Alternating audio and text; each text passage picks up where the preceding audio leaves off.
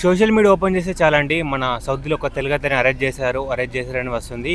మరి అది ఎంతవరకు నిజమో కాదో తెలియదు. నాకైతే ఫీలింగ్ కూడా వస్తుంది. అండ్ ఇండియా నుంచి కొంతమంది వీడియోస్ పంపారు నాకు, అరే ఇలా సౌదీలో అరెస్ట్ అయ్యాడట, ఇట్లా మరి నిజమా కాదని చెప్పేసి. సో అది నిజమో కాదు నాకు కూడా తెలియదు. మన తెలుగు యూట్యూబర్స్ ఎవరైనా ఉంటే ఇప్పటికి వీడియో పెట్టేవాళ్ళు సౌదీలో ఉన్నారు, నాకు కూడా తెలియదు సౌదీలో. సో అతను అరెస్ట్ అవ్వడానికి కారణం మాత్రం నాకు తెలుసు ఏంటంటే తప్పుడు ప్రచారం. సో ప్రజెంట్ ఇప్పుడైతే మిడిల్ ఈస్ట్లో వార్ జరుగుతుంది, ప్రపంచమంతా చూస్తున్నారు. సో ఆ వార్ జరిగేది న్యూస్ ఛానల్ అందరూ చూస్తున్నారు. ఆ వార్ జరిగేదాన్ని మనం తప్పుడు ప్రచారం చేయడం ఆ కంట్రీ గురించి, అలా చేస్తే మాత్రం అరెస్ట్ అయితే చేస్తారని తెలుసు. ఇప్పుడు ఆ కింగ్ అయితే ఎవరైతే ఉన్నారో మహమ్మద్ బిన్ సల్మాన్ అల్ సౌదీ, సో అతను వచ్చేసి సౌదీకి ప్రిన్స్. అతని డ్రీమ్ ఏంటిది, మన యూఏఈ లాగా వరల్డ్లోనే నెంబర్ 1 కంట్రీగా టూరిస్టులు కానీ విజిటర్లు రావడానికి కానీ బిజినెస్ చేసుకోవడానికి కానీ ఫైనాన్షియల్గా కానీ, సో ఆ సౌదీని యూఏఈ లాగా చేయాలని చెప్పేసి అతనికి అయితే డ్రీము. అందుకని చెప్పేసి మన క్రిస్టియానో రొనాల్డో ఉంటాడుగా, ప్రపంచంలోనే నెంబర్ 1 ఫుట్బాలర్, అతనికైతే అక్కడ ఇల్లు కొనిపించాడు. 9.5 మిలియన్ పెట్టి ఇల్లు కొనుక్కున్నాడు. సో అతను డబ్బులు ఇతను పెట్టాడు, మరి ఆ ప్రిన్స్ ఇచ్చాడో తెలియదు కానీ అక్కడైతే ఇల్లు కొనుక్కున్నాడు అతను. అండ్ రీసెంట్గా ఒక వీడియో చూసే ఉంటారు, మిస్టర్ బీస్ట్ అని చెప్పేసి, ప్రపంచంలోనే నెంబర్ 1 యూట్యూబర్ ఇతను కూడా. సో అతన్ని పిలిపించేసి కొన్ని ఖర్చు పెట్టిండు, కొన్ని కోట్లు ఖర్చు పెట్టి అక్కడ వీడియో చూపించాడు ఒక ఫ్లైట్ గురించి. అక్కడ ఎవరైతే పైలట్స్ ఉంటారో, మళ్ళీ యూరోప్ కంట్రీ నుంచి కొంతమంది పైలట్స్ పిలిపించి అక్కడ ఒక ఛాలెంజ్ వీడియో చేశాడు. ఫ్లైట్ను లాగడం లాంటిది ఏదో సంథింగ్ ఛాలెంజ్ వీడియో పెట్టారు. సో అది నేను షార్ట్గా చూశాను, మొత్తం చూడలేదు. అంటే ఇంగ్లీష్ వాళ్ళు రావాలి కంట్రీకి, ఇంగ్లీష్ వాళ్ళు వచ్చేసి విజిట్ చేయాలి, ఈ కంట్రీ గురించి గొప్పగా బయట చెప్పాలని చెప్పేసి ఆ Cristiano Ronaldo plus mister beast పిలిపించి వీడియో అయితే చేపించాడు. అక్కడ అతనికి ఒక డ్రీమ్ ఉంది, అలాంటి కంట్రీ గురించి ఇట్లా తప్పుడు ప్రచారం చేస్తే మరి అరెస్ట్ అయితే ఖచ్చితంగా చేస్తారు. అక్కడనే కాదు, లైక్ యూఏలో కూడా ప్రజెంట్ యూఏలో చాలా అటాకులు జరుగుతున్నాయి, చాలా వీడియోస్ పెడుతున్నారు. వీడియోస్ పెట్టడం తప్పనట్లేదు. ఇక్కడ న్యూస్ పేపర్లు వచ్చిన తర్వాత ఆ వీడియోస్ పెట్టు, ఆ వీడియో షేర్ అయ్యి, అది ఒక లీగల్ కింద వస్తుంది. ఇక్కడ న్యూస్ ఛానల్లో కలిసి టైంలో ప్లస్ డిఫెన్స్ మినిస్టర్ వాళ్ళు ఏం చెప్పలేరు, మీరు ఎన్ని డ్రోన్స్ తో అటాక్ అయింది, ఈ ప్లేస్ ఎంతమందికి డ్యామేజ్ అయిందని చెప్పేసి ఈ టైప్ అయితే మీరు చేయరాదు, అది తప్పుడు ప్రచారం అవుతుంది. నేను రీసెంట్గా వీడియోస్ వారి గురించి పెట్టిన వీడియోస్ అన్ని ఇక్కడ డిఫెన్స్ మినిస్టర్ ఎవరైతే ఉంటారో వాళ్ళ న్యూస్ పేపర్లో, వాళ్ళ టీవీ ఛానల్లో, వాళ్ళ డిజిటల్ న్యూస్లో అనౌన్స్ చేసిన తర్వాతనే నేను నా యూట్యూబ్ ఛానల్ ఇన్స్టాగ్రామ్లో పెట్టాను. నిన్న కూడా ఒక వీడియో పెట్టాను మన కొత్త ఛానల్ వచ్చేసి ఇది చూడు బాయ్ అని ఉంటుంది. సో 1 డేలో 500 సబ్స్క్రైబర్స్ అయితే కంప్లీట్ అయిపోయారు. ఫస్ట్ వీడియో పెట్టాను చూడండి, అక్కడ డీటెయిల్గా అయితే ఎక్స్ప్లెయిన్ చేశాను ఈ మిడిల్ ఈస్ట్లో ఎంతమంది చనిపోయారని చెప్పేసి. అది అఫీషియల్గా అనౌన్స్ చేశారు. సో అనౌన్స్ చేసిన న్యూస్ని నేను వీడియో ద్వారా మీ ముందుకైతే తీసుకొస్తాను. నా ఇచ్చి నేను ఒక ఇలా అటాక్ అయిందని చెప్పేసి దాని గురించి మాట్లాడాను ఎప్పుడు నేను, ఎందుకంటే అది తప్పు అవుతుంది. సో మళ్ళీ వాళ్ళ తప్పు ప్లస్ 1 year జైలు ఉంటుంది, ప్లస్ 48 లక్షలు. సో 48 లక్షలు ఫైన్ వస్తుంది అంటే మనం ఎందుకు మాట్లాడదాం ఆ విధంగా. సో నేను ఏదైతే చెప్తున్నా అది జెన్యున్గా అఫీషియల్గా అనౌన్స్ చేసిన తర్వాతనే అది మేము ముందుకు తీసుకొస్తాను.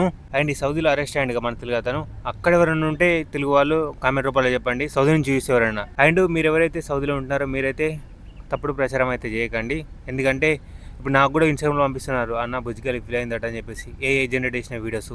సో మీరు నాకు పంపించకండి, ఇంకోళ్ళకి కూడా పంపించకండి. మీరు దుబాయ్లో కానీ యూఏలో కానీ ఉంటే సరేనా, అది ప్రాబ్లం అవుతుంది.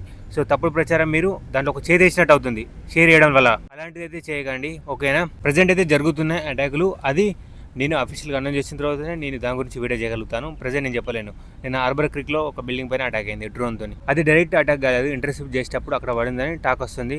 సో అఫీషియల్గా మనం అనౌన్స్ చేసేదాకా మనం ఏం మాట్లాడకూడదు దాని గురించి. నేను ఒక బేసిక్ చెప్తున్నాను అక్కడ అటాక్ అయిందని చెప్పేసి, ఎందుకంటే యూఏ మొత్తం తెలిసే.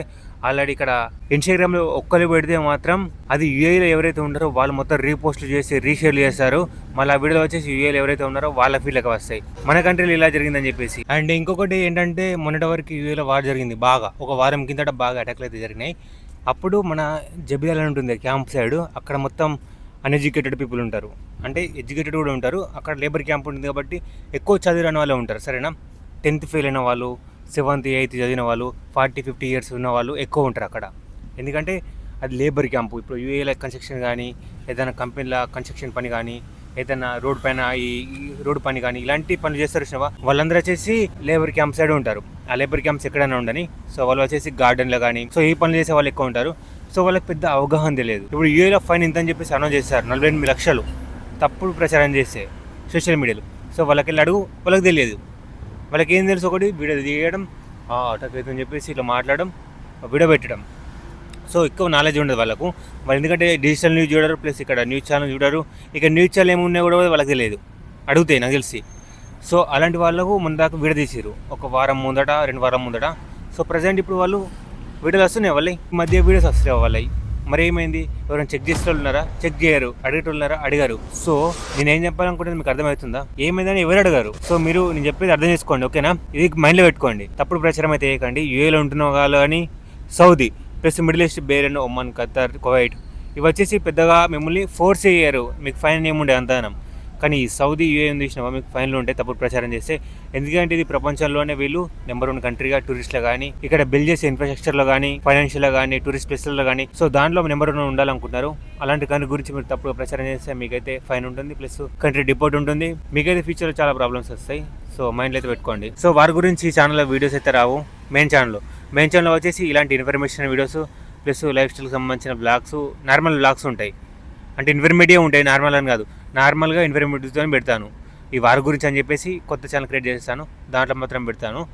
యూఏకి సంబంధించింది, మిడిల్ ఈస్ట్కి సంబంధించింది, ప్లస్ జియో పాలిటిక్స్, ప్లస్ మన ఇండియన్ పాలిటిక్స్ గురించి ఏదున్నా నేను నిజాయితీగా, నిర్భయంగా, భయం లేకుండా అయితే మాట్లాడే వీడియోస్ అయితే పెడతాను ఆ ఛానల్ లోపల. ఈ ఛానల్లో పెట్టాను. ఎందుకంటే ఈ ఛానల్ నేను చెప్పొచ్చాను ఆల్రెడీ, ఈ 5 లక్షల మంది వారి గురించి చూసి వచ్చిన వాళ్ళు కాదు, వాళ్ళకైతే ఇబ్బంది అవుతుంది వీడియోస్ పెట్టడం వల్ల అని చెప్పేసి కొత్త ఛానల్ అయితే క్రియేట్ చేశాను. అక్కడ రెగ్యులర్ వీడియోస్ అయితే వస్తుంటాయి. రెగ్యులర్ రాకపోయినా కూడా మంచి క్వాలిటీతో, మంచి ఇన్ఫర్మేషన్తో అయితే వీడియో పెడతాను దాంట్లో. సో ఎవరైతే ఛానల్ సబ్స్క్రైబ్ చేయలేదు చేసి పెట్టుకోండి అక్కడ.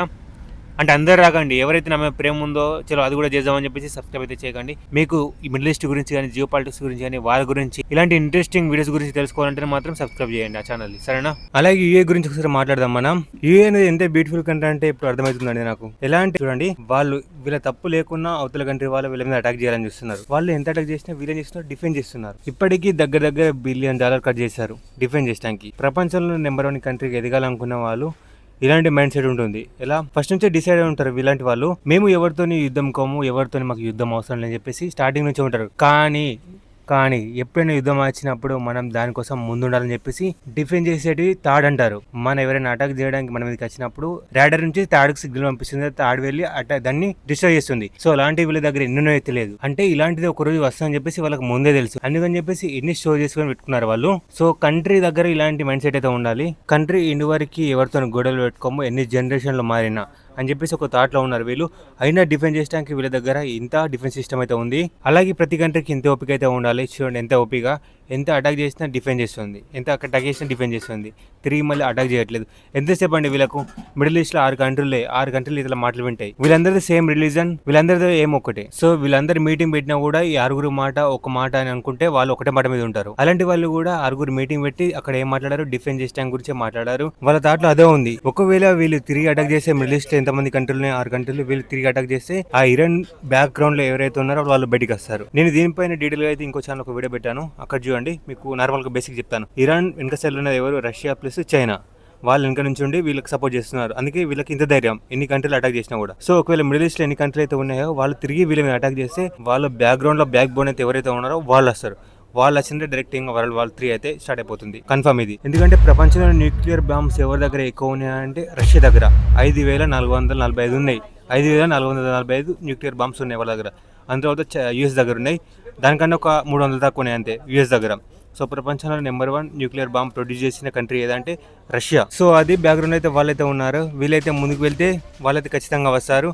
ఈ గొడవ అనేది చాలా పెద్దగా అయితే అయిపోతుందని చెప్పేసి ఆలోచించి మళ్ళీ వీళ్ళ కంట్రీ కూడా ఏదైతే అనుకున్నారో వీళ్ళ విజన్, వీళ్ళ ఏమో ఏదైతే ఉందో అదంతా మొత్తం నాశనం అయితే అయిపోతుంది. ఒక 20-30 సంవత్సరాల తర్వాత ఈ కంట్రీకి రావడానికి భయపడతారు మళ్ళీ. ఎందుకంటే ఒకవేళ వీళ్ళు అటాక్ చేస్తే చైనా, రష్యా, ఇరాన్ ఒకటి అవుతుంది. అప్పుడు వాళ్ళు ముగ్గురు ఒకటైనప్పుడు వాళ్ళ దగ్గర ఎన్ని బాంబులు మనకు తెలిసే. సో ఆ ముగ్గురు ఒకటే ఈ మిడిల్ ఈస్ట్ మీద అటాక్ చేస్తే మాత్రం పరిస్థితి వేరే విధంగా ఉంటుంది. ఇదంతా చెప్పింది నా పాయింట్ ఆఫ్ వ్యూలో. నేను ఏ న్యూస్ ఛానల్ చూడలేదు, ఏ గూగుల్లో సెర్చ్ చేయలేదు, నాకు తెలిసింది నేను ఇమాజిన్ చేసుకొని చెప్తున్నాను మీకు. అండ్ ఇంకా నేనైతే ఫైనల్ గా చెప్పాలనుకునే ఏంటంటే ఎవరైతే ఈ ఫాల్స్ న్యూస్ అయితే స్ప్రెడ్ చేయకండి, తర్వాత ఇబ్బందులు పడకండి.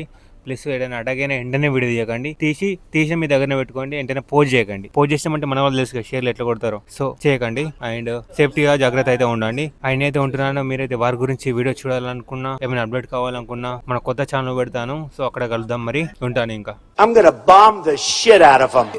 Take my shoes and walk a mile, something that you can't do. Woo. Hey.